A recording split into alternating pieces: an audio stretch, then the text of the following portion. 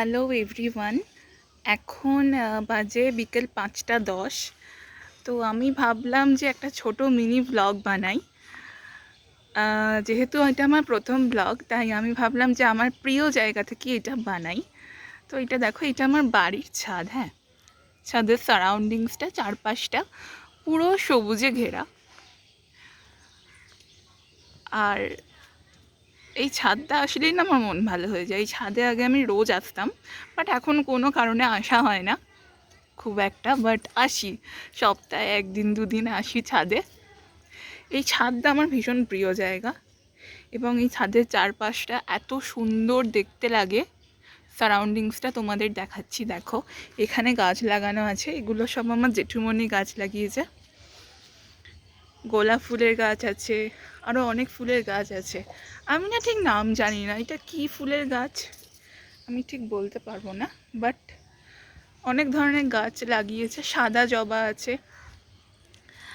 আর এটা হচ্ছে আমাদের সবচেয়ে পুরনো বাড়ির আম গাছ।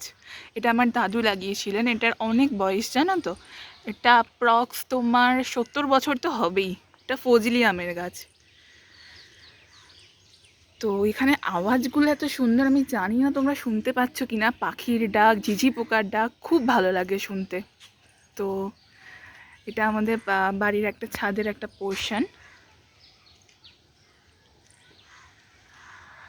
মানে এইখানে আসলে যত রাজ্যের মন খারাপ থাক, একটা কানে হেডফোনে গান চালিয়ে দিলে খুব ভালো লাগে। মানে এটা আলাদা ধরনের অনুভূতি হয়। আর বাড়ির সামনে এই পুকুরটা আছে।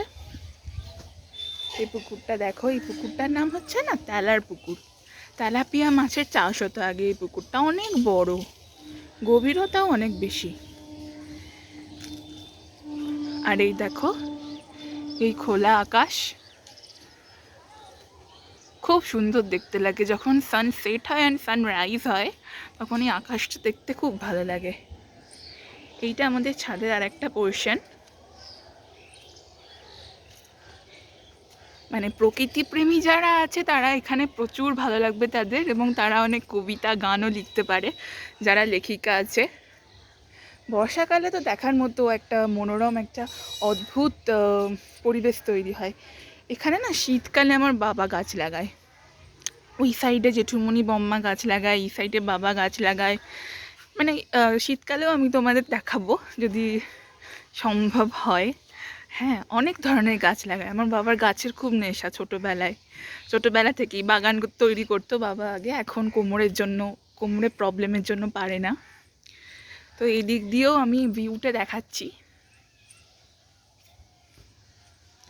এই দিক দিয়ে পুকুরের ভিউটা দেখো, মানে অদ্ভুত একটা সুন্দর লাগবে তোমাদের দেখতে। আকাশ আর পুকুর পুরো এক হয়ে গেছে। আজকে ওয়েদারটাও খুব সুন্দর, জানো তো। মানে আমার বাড়ির চারপাশটা না পুরো সবুজ দিয়ে ঘেরা। আর এই যে এই গাছগুলো আমি লাগিয়েছি, অ্যালোভেরা গাছ, চুল আর স্কিনের জন্য নাকি খুব ভালো, কিন্তু আলটিমেটলি আমি আর তুলে লাগাতে সময় পাচ্ছি না, বাট লাগাতে হবে একটু আধটু। তো আমি ভাবলাম যে আমি তো সারা জীবন ধরেই আমার এই সুন্দর প্রাকৃতিক সৌন্দর্য উপভোগ করছি, তো এটা তোমাদের সাথে একটু শেয়ার করা যাক। তার কারণে আমি মিনি ব্লগটা বানালাম। এটা আমার প্রথম ব্লগ। যদি তোমাদের ভালো লাগে, আমি এরকম ব্লগ আরও দিতে থাকবো, ছোট ছোট মিনি ব্লগ। তোমরা আমাকে বলো, আমি তাহলে আমার বাগান দেখাবো। আমার বাগানটাতে অনেক গাছ আছে, এবং ওখানে অনেক সুন্দর সুন্দর প্রাকৃতিক সৌন্দর্যও আছে। তো যদি তোমাদের পছন্দ হয়, তাহলে আমি বাগানের ব্লগও দেখাবো, আমার বাড়িটাও ঘুরে দেখাবো। আমাদের বাড়িটা অনেক পুরনো, জানো তো। বাড়িটা আমার অনেক দিনকার বাড়ি। দেখো, এগুলো দেখলেই তোমরা বুঝতে পারবে একটা পুরনো ধরনের একটা আভিজাত্য একটা আছে। মানে একটা পুরনো ধরনের বাড়ির যে ধাঁচ, সেটা আমাদের বাড়ির মধ্যে লক্ষ্য করা যায়।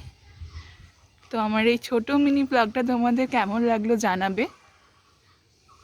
তাহলে আমি না ভেবে রেখেছি এরকম ছোট ছোট মিনি ব্লগ করব, আর ক্যাপচার করে রাখবো মোমেন্টগুলো, আর তোমাদের সাথেও শেয়ার করব। তো চলো, আজকের মতো মিনি ব্লগটা এখানেই শেষ করছি। সবাইকে টাটা। সবাই খুব ভালো থাকবে, আনন্দে থাকবে।